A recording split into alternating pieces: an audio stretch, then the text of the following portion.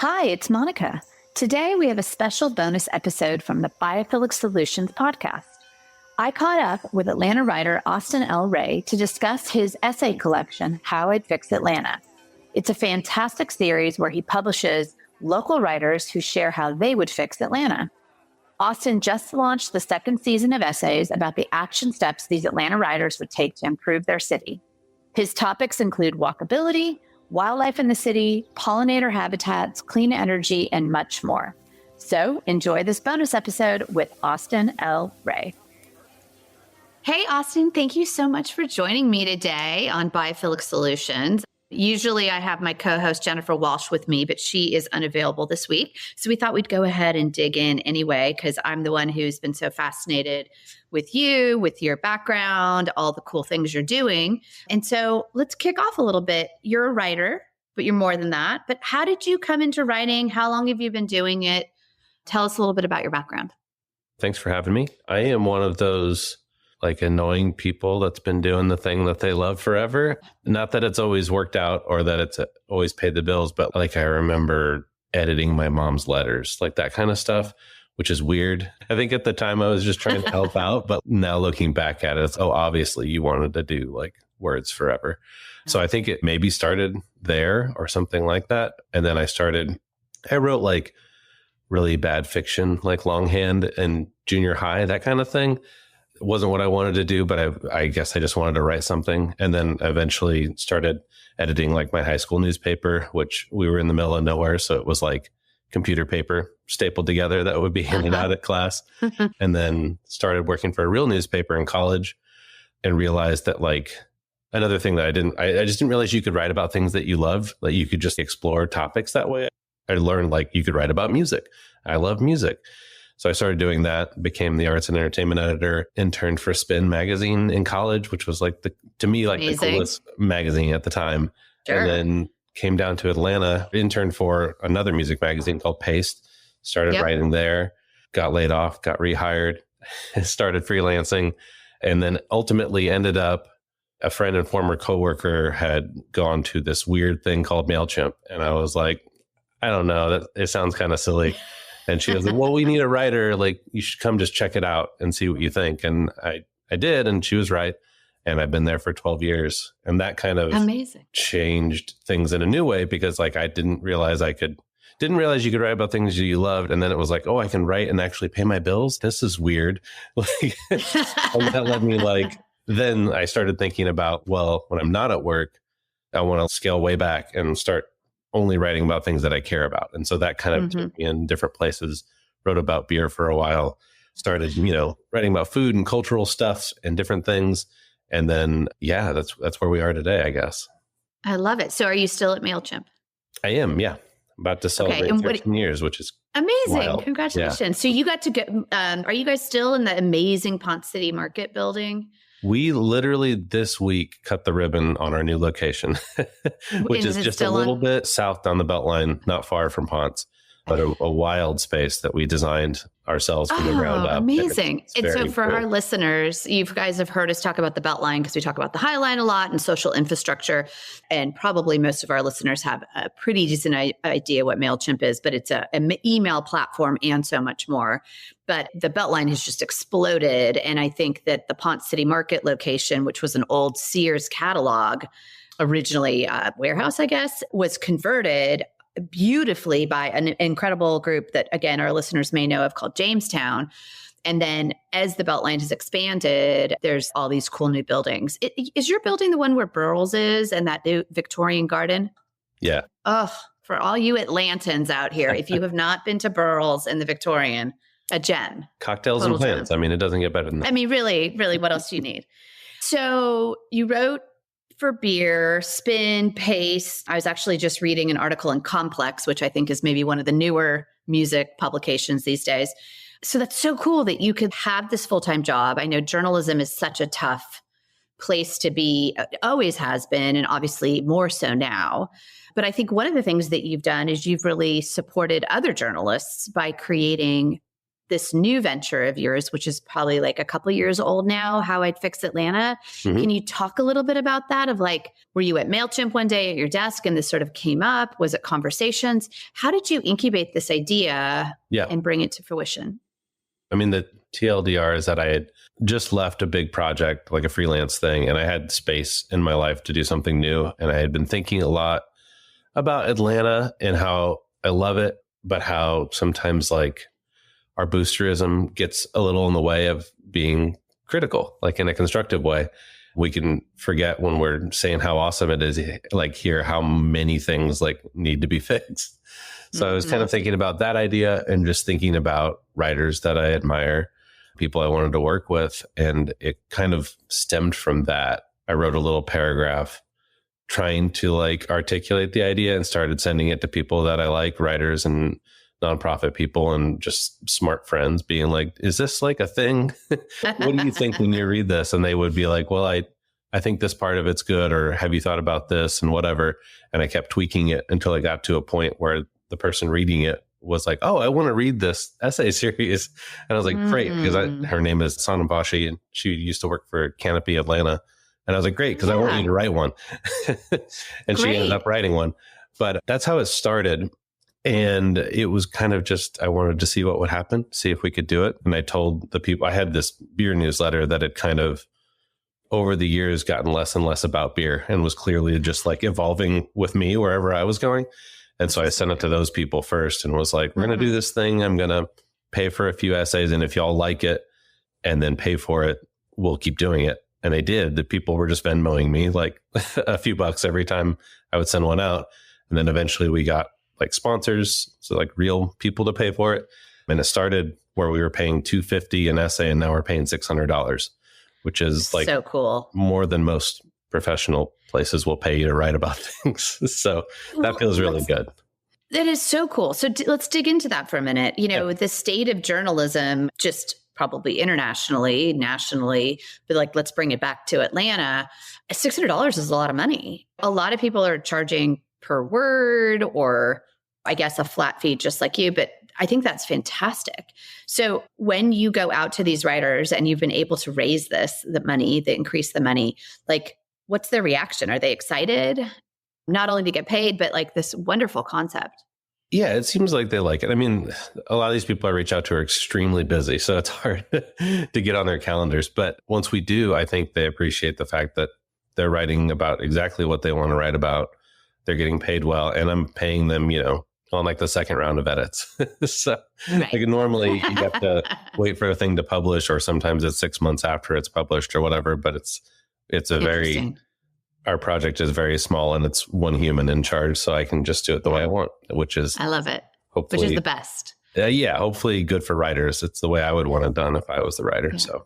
So dig in and tell me about the premise that you have. We did a little intro up front here before we started talking, but tell us, what is How I'd Fix Atlanta? What's the premise, and how many you've done now? I think this is you're into your third year or season, or? Yeah, we just kicked off season 3 earlier this week. So it started, I mean, it's just people who have lived here a long time telling us what they wish was different and hopefully how they can change it. Sometimes there's a fix, a way to do it. And other times it's just like, this is bad and it needs to change, but I don't, maybe someone else knows, like kind of writing around the idea of it. But yeah, this will be the 3rd season, 3 seasons, 10 essays each, free on the internet through the newsletter. Mm-hmm. And then we did a zine of season 1, so like a physical hard copy that you can hold. And we are just kicking off production on the season 2 zine now.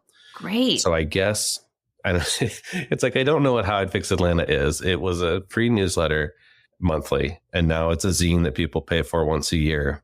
Mm-hmm. And then sometimes it's readings and events and things. We're talking with Dad's Garage about doing an improv show potentially. Oh, I love that. I'm here on a podcast now.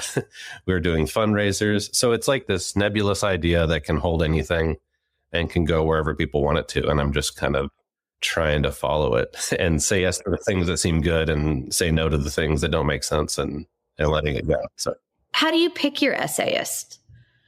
Well, all sorts of ways. I mean, there's still several writers that people I'm just reaching out to and saying, this is what we do. Would you like to do it as well? And you tell me what you want to write about. And then sometimes I'll see a tweet from someone and I'm like, oh, that's an essay. I wonder if that person would write that, like they're complaining about something on the internet. And I'm like, can you do 800 words on that? Because then we can make it happen.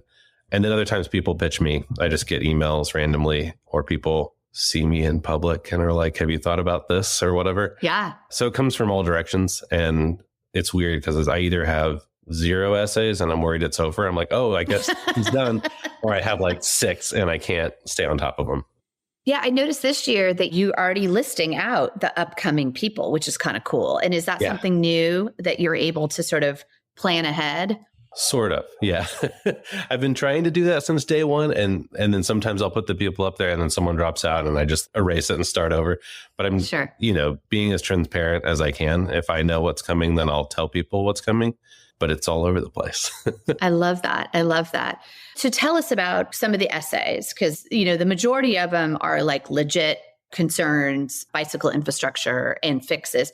But some of them are kind of tongue in cheek, which I think is a really nice mix because it's sort of, as a person who loves branding and marketing, it's kind of cool because it sort of shows that you take it seriously, but you're trying to have fun. You love Atlanta. It's not this screechy product. It's really great. So tell me some of your favorites. I know they're probably like babies, so you don't want to pick one out, but do you have any that stick out to you?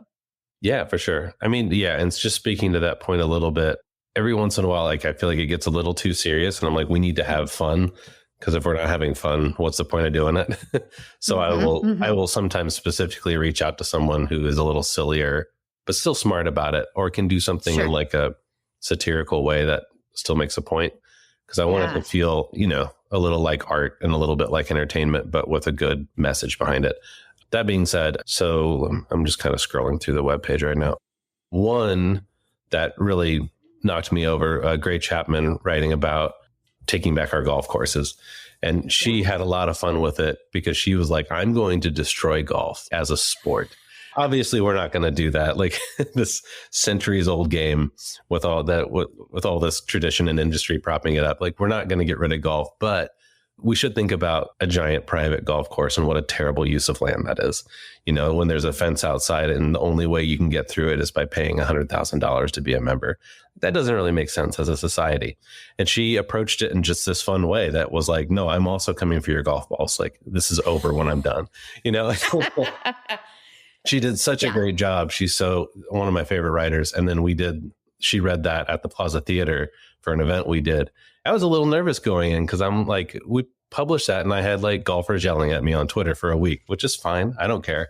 But like, I was like, are people going to like boo her at this theater? But they weren't. Like as soon as like her first joke, like it was just like ripples of giggles going back and I was like, okay, cool. Like we attract the type of people who have the right attitude, I think, for this stuff. And some of it is more serious than others. Yeah. And I think that's a great example of, to your point, the very seriousness of like land use, inputs, water, chemicals. I mean, one of the data points, again, on the serious side is that people who live on golf courses have a higher incidence of cancer because of the chemical inputs on it. It's horrifying. Right. But the way that, Gray went at it of I'm coming for your golf balls, you can share that information without it being such a downer or such a screechy thing. Exactly. And I think that's how I prefer to enjoy content, is really thinking thoughtfully and intellectually and with curiosity about things, but having a little bit of a sense of humor that like, it's all life and we've got to live and some of these things just aren't possible, but like, how can we do our best? Yeah, I think it's also a way to like get people on your side and to get people to listen, If someone's laughing at you and they're entertained and they're enjoying, they're not sure what you're going to say next, they are listening to those little boring points in between also, which is, it's helpful. No, I think that's great. So give me another one that you really loved that particularly struck out to you. And I don't know, I'm trying to think, was Gray in the first season? Yeah, so she was at the end of season 1. There was, oh my gosh, in season 2, we had this guy, Mac Williams. This was an idea he had years ago, but it was to put Outcast on Stone Mountain, to take down I love that one. All the Civil War heroes, and to instead put something that more of us can agree with that represents the area and it's something more positive. And he had actually done this as a change.org petition many years ago. And like the New Yorker wrote about it and all these music blogs and stuff. And when I was thinking about stories for last year, I was like trying to figure, I was like, and we need something that's kind of fun. Again, like this kind of fun idea probably won't happen, but let's think about it seriously as if it would and talk about a real issue, which is this racist stuff on the side of a mountain in Georgia. And it allowed us to talk about real solutions. Like people have talked about just letting it grow over because I guess going up and like sandblasting it is going to be so expensive and so wasteful. But what if you just let like nature grow over it and let it, like that's one option. But also we could put Outcast up there. So I love it was fun to like do that and let people have like a jokey look at a real problem. Exactly. Well, and I think something like that, where it is such a serious topic and so divisive, when you kind of, because I think we forget that that's sitting there, right? And as somebody who didn't grow up here, when we moved here, we were like, everybody's like, go to Stone Mountain. We were from California. We're like, okay, took the kids up and we're like, how is this okay? You're like, how is this okay? Like you don't really realize what's going on. Then you're like, who are these dudes on the face of this mountain? So I just think that that's wonderful. And then there's like other great ones like solar panels on parking lots, which was a really great one. Or was it Kaylin did the bike infrastructure? Yep. Are some of those, we're really seeing these sort of complete streets in Midtown that are coming together. Do you feel like any of these I think they definitely have started conversations. Right. But can you share any feedback you've gotten, the impact that they've had or a conversation they've started or maybe even change that's happened?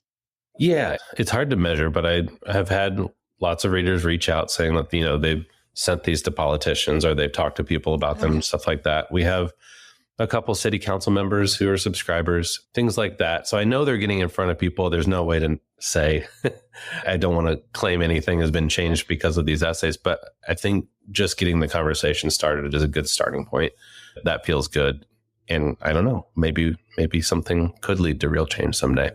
We'll see. Oh, definitely. I mean, I think that you've got some good, I'm trying to think of some of the others just because I really want everybody listening to go, and we'll put it in the show notes to the website and read these and then pick up the new zine. Like I know that's how I found you.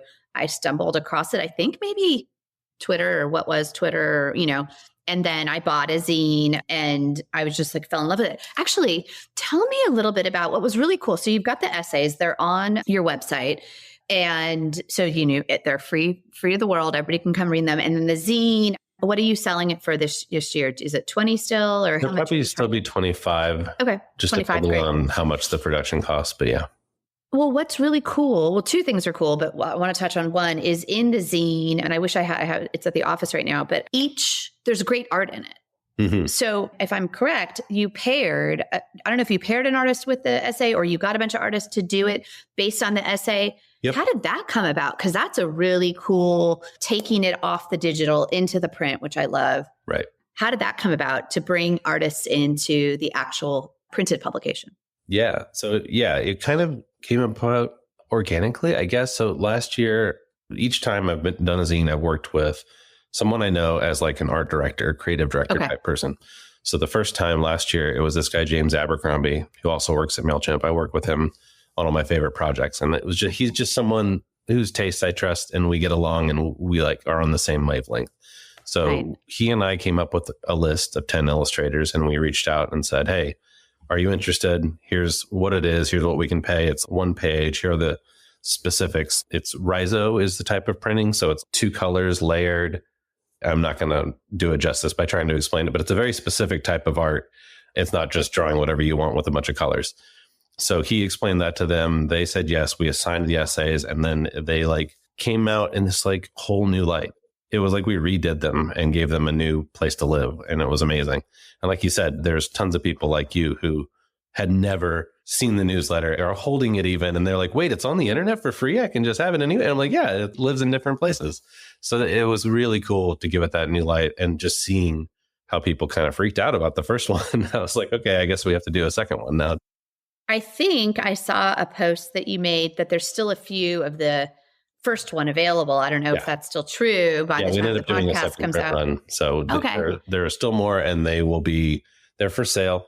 That you can Venmo me and I'll send you one, or you can wait until the second round comes out. I'll probably do 2 packs or something. We'll see. I love it. Okay, good.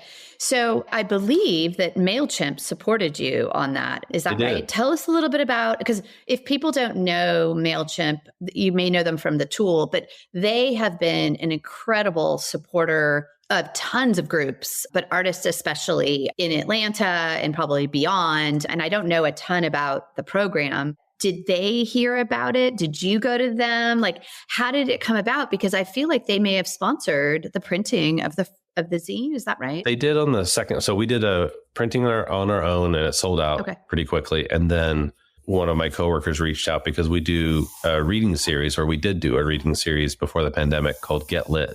And it was just in-house. So we would invite authors who were coming through to come read, and then employees who are writers, either professionally or just for fun, would read their stuff kind of as the openers. We did that in the office. So it would be, 100 or 200 people or something. And they wanted to bring back Get Lit and do it publicly and let anyone go. And so they were like, what if we did another printing of the zine? One of my coworkers had self-published a book, so they were going to print some of his.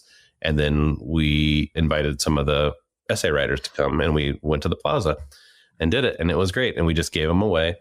And it was fun. Had drinks and snacks and hung out, did a Q&A. It was great. It was really so cool. Nice to see. It's fun to match up like email subscribers and people on LinkedIn or whatever in real life and actually sit around and talk about stuff. So have you seen your list grow from your beer list days to today? I'm always fascinated. Like, did the Plaza event give you a little bump? Like, where have you seen the impact to create awareness around? How it fixed? I don't know how much. It's always hard to tell. Every time I send one, a few people drop off, a few people jump on, and then it gets linked somewhere. Like, it's mostly through it getting linked and getting sent out that it seems to grow. But yeah, it's grown quite a bit. It's almost. We got about 1,500 subscribers now. It's maybe twice the size of what it was when it was just a beer thing, which has been fun. It's like picked up a bunch of new people, and not too many people have left, which is interesting. Which is fantastic. You're always going to get, we use MailChimp at Serenbe. So, you always lose people, you gain people, people leave, they don't feel like the content's right for them. And you'd rather have a tight list of passionate people than a bunch of people I don't that aren't opening your email. You don't like it, you should unsubscribe, so I'm not bothered. One of the things that I mentioned earlier is that you've got upcoming essayists, and they're publicly on there, and I just wanted to bring them up. And so we can sort of like share with our listeners so they can get excited about what's coming.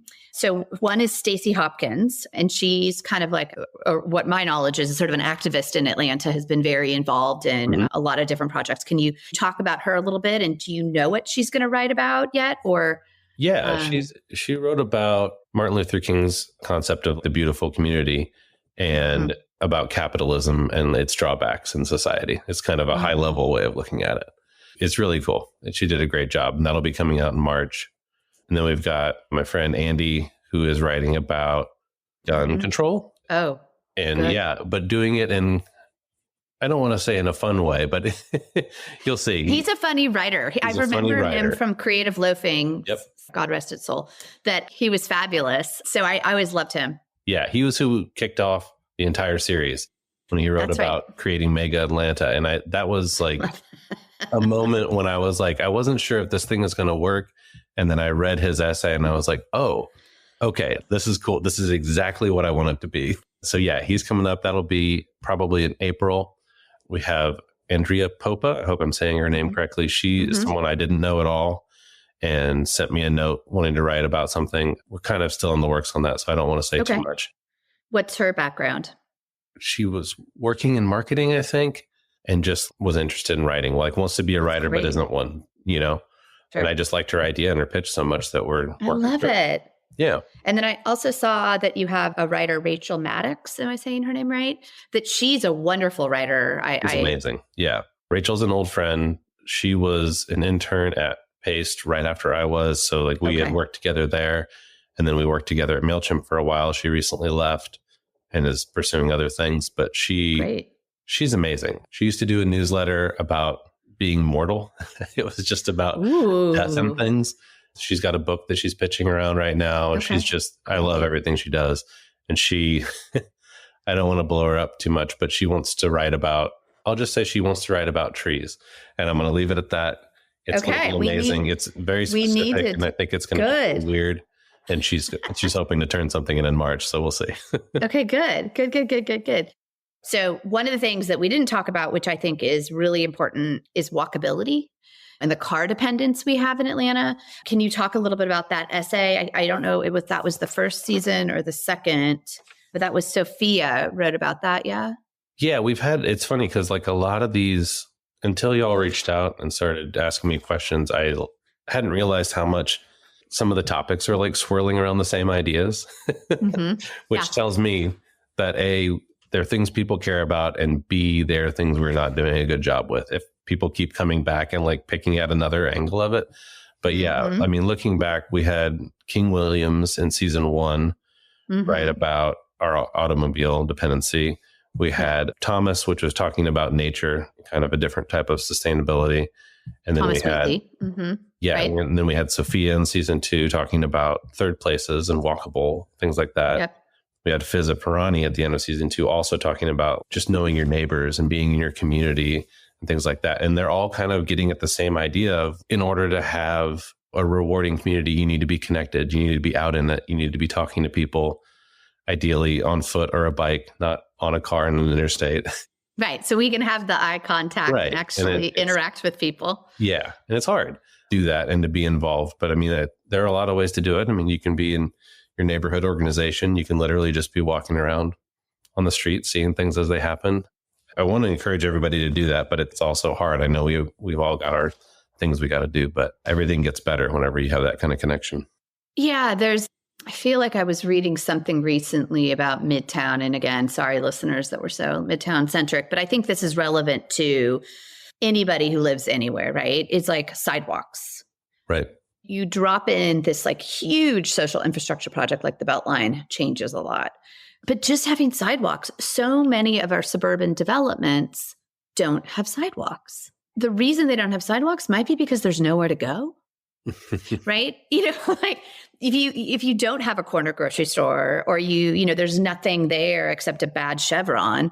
So, no, sorry, Chevron. Well, maybe no, not sorry. But then it's just it's not beneficial. Or the only place I can go is my clubhouse in my swim and tennis club. So I do think that it's super, super important. Have you had anybody? You mentioned you have a couple city council members that follow it. Have you had anybody from city council or from the city of Atlanta, planning commission? Like, do you want anybody, or do you think it's just going to be kind of no offense to them, a bit of a puff piece because they're going to promote themselves versus having a true dialogue? Yeah, I go back and forth on that.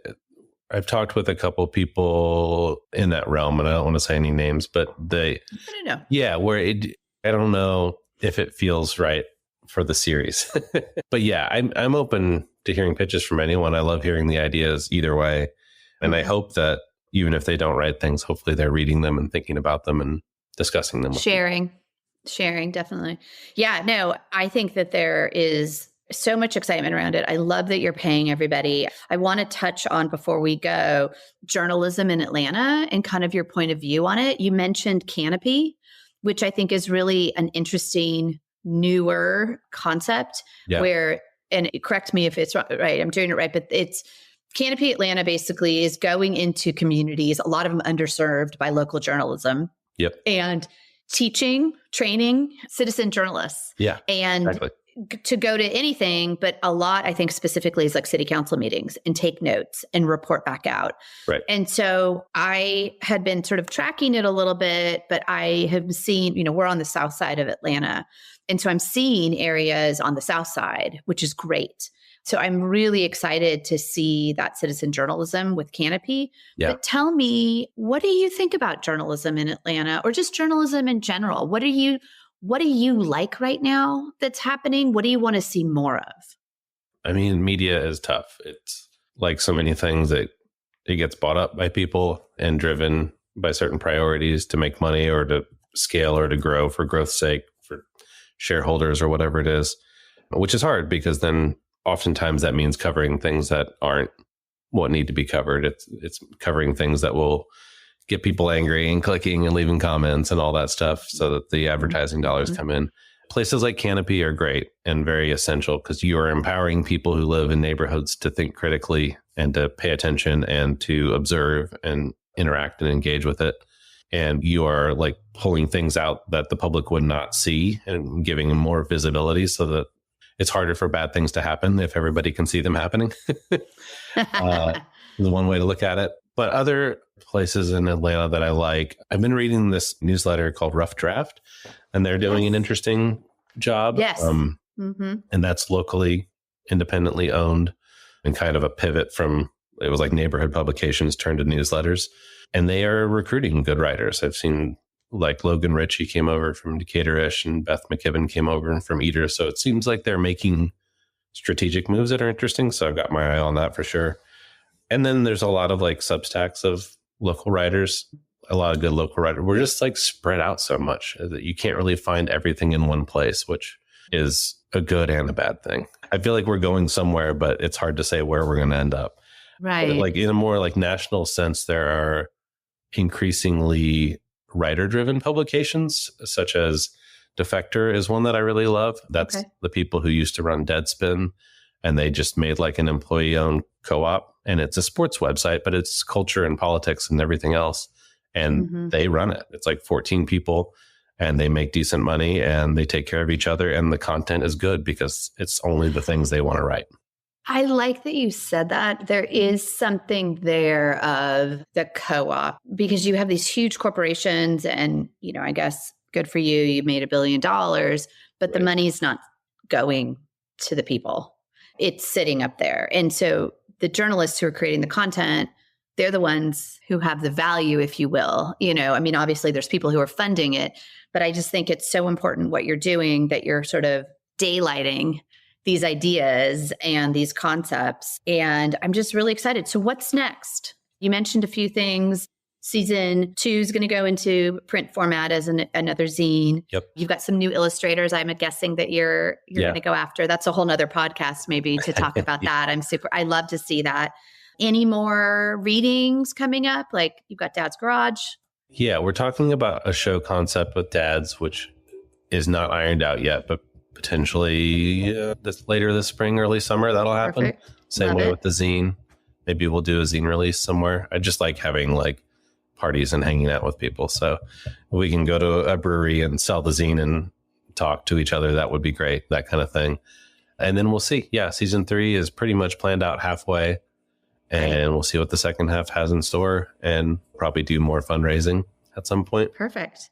So if people want to contact you, if they've got an idea for Atlanta or they want to give you money, maybe that should be our number one shout out, or sign up for your newsletter. Yep. How can we contact you? We'll drop it all in the show notes, but tell us what's your preferred method of communication.